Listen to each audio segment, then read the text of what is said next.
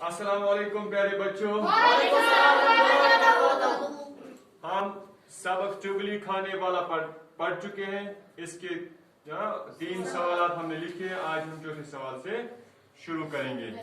سوال ہے خالی جگہیں پر کیجیے۔ کیا کرنا ہے؟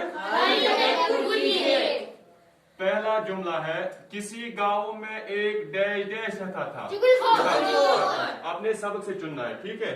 کسی گاؤں میں ایک چگل خور رہتا تھا۔ دوسرا جملہ ہے چگل خور بڑی ڈیش ڈیش سے کام کرتا تھا۔ بڑی چالاکی سے، شاباش، بڑی ہوشیاری بندوں سے، چالاکی سے۔ تیسرا جملہ ہے کسان کی بیوی چگل خور کی ڈیش ڈیش میں آ گئی۔ چگل خور کی باتوں میں آ گئی، یعنی یہ میں چگل خور ہوں تے مونتی۔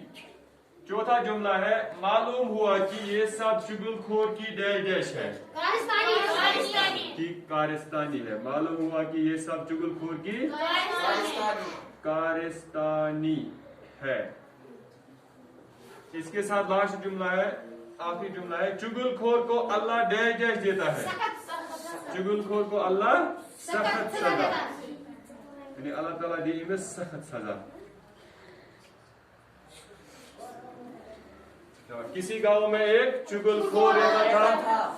چگل خور بڑی چالاکی سے کام کرتا تھا۔ کسان کی بیوی چگل خور کی باتوں میں آ گئی۔ معلوم ہوا کہ یہ سب چگل خور کی کارستانی ہے۔ چگل خور کو اللہ سخت سزا دیتا ہے۔